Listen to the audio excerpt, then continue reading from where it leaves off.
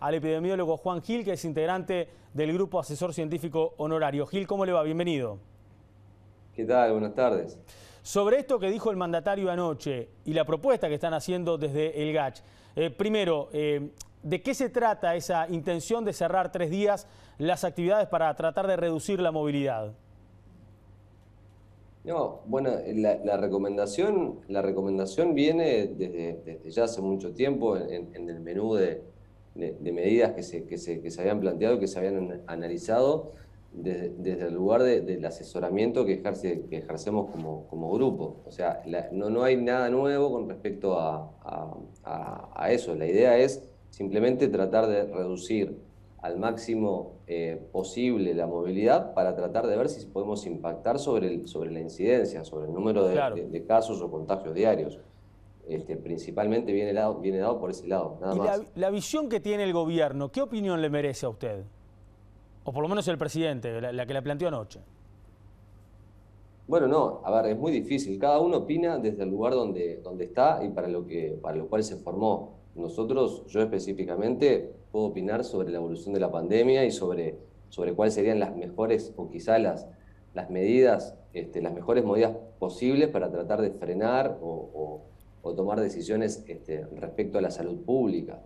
Eh, el gobierno, lamentablemente, tiene muchas otras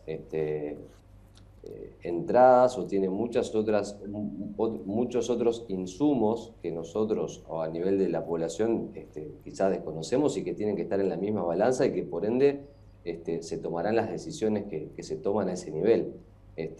No voy a dar opinión con respecto a si lo que se está decidiendo es correcto o no en tal sentido. Sí te puedo decir qué cosas podrían estar haciendo falta para que nosotros poder llegar a un nivel de la epidemia más confortable, porque estamos estacionados por allá arriba y eso tiene obviamente impactos a Claro. nivel de la salud pública, con las cifras que ustedes conocen, no solamente de contagios, sino de ocupación de los CTI, de fallecimientos, etc. Sí. Y sobre esas cosas que están haciendo falta, que dice usted, Gil, ayer el presidente señalaba que de las 27 medidas que planteó el GACH en el famoso documento de febrero del que tanto se ha hablado, 24 medidas y medias han sido las que el gobierno ha tomado de alguna forma hasta el momento.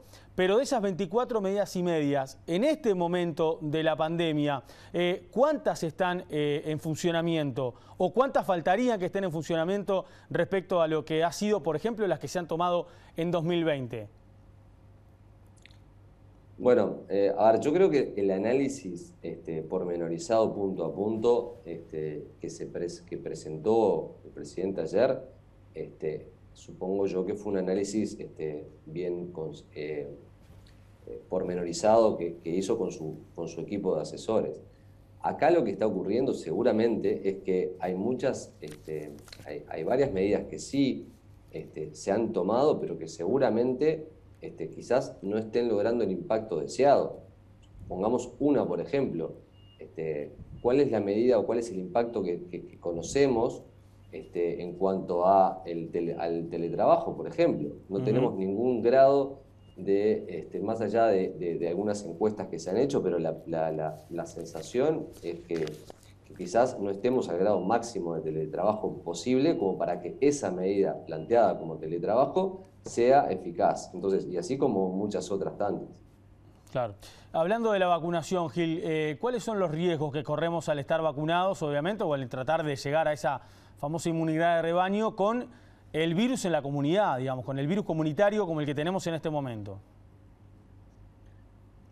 Bueno, ahí lo que tenemos que tomar en cuenta es, si bien no fue la situación ideal a la que nosotros quisiéramos haber estado en plena campaña de vacunación, es decir, que escenarios de muchísimo menos contagios y demás, yo creo que el ritmo de la vacunación es tan importante y la efectividad que están mostrando estas vacunas para prevenir,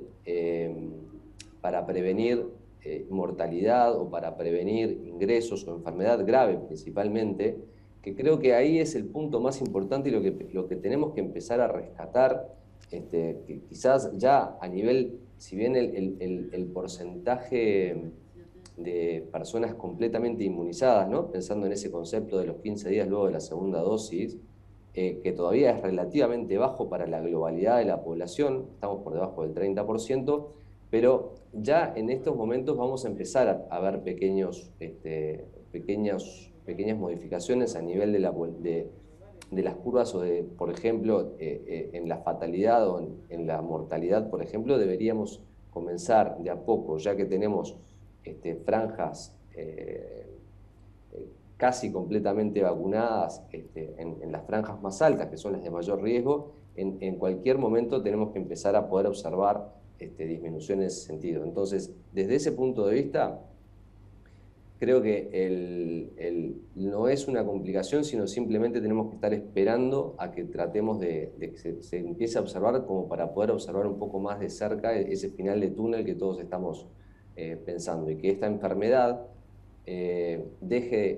pierda su capacidad, porque acá vamos a tratar de decir, imaginémonos que sigamos con este nivel de contagios. ¿Por qué? Porque las plataformas de vacunas que nosotros estamos aplicando no tienen una capacidad completa de evitar el contagio. Exacto. Pero sí de limitar la enfermedad, de limitar a una enfermedad que tiende a ser no grave, básicamente. Entonces, con ese objetivo es el que tenemos que pensar en este momento, y llevar y poner esta enfermedad en un lugar donde la gente deje de morir por esto, o por lo menos se reduzcan los casos graves, y eso va naturalmente a transformarla en una enfermedad, quizás como una enfermedad estacional, pero con baja mortalidad, y a eso tenemos que apuntar rápidamente.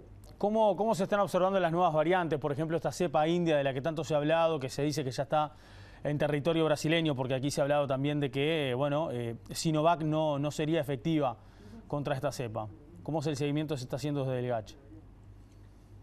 Bueno, el GACH tiene, como verán, yo soy de la vertiente de datos y epidemiólogo. El GACH tiene sus grupos específicos que trabajan más y miran los aspectos específicos en ese sentido.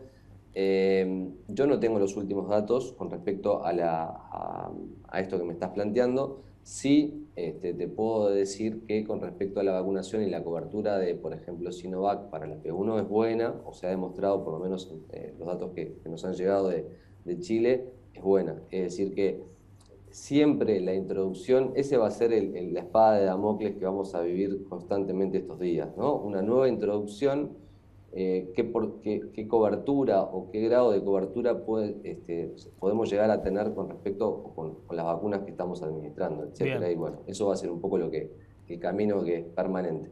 Ayer el presidente anunció la posibilidad de poder comenzar a agendar y vacunar obviamente a personas de la franja etaria de entre 12 a 18 años. ¿Esto es importante para poder obtener la inmunidad de rebaño? Sí, es muy importante. Es muy importante porque, primero que nada, en el concepto y con estas plataformas de vacunas que estamos viendo y lo que mencionaba hoy, que la efectividad para evitar el contagio no está dada, básicamente. Pensamos que los datos chilenos de Sinovac informaban sobre un 66%, 66, 67%. El estudio que presentó en el Ministerio de Salud Pública acá en estos días ha mostrado un 57%. Es decir, que imagínense que con ese nivel de protección para evitar contagio y llegar a una inmunidad de rebaño va a ser difícil. Entonces yo creo que hay que relativizar el concepto primero de inmunidad de rebaño y quedarse con ese concepto de población inmunizada con prevención de casos graves, que es un poco lo que tenemos que pensar. Perfecto. Gracias, Juan Gil, por estos minutos. No, por favor, a las órdenes, y gracias por la invitación. Hasta luego. Hacemos la primera pausa, ya volvemos.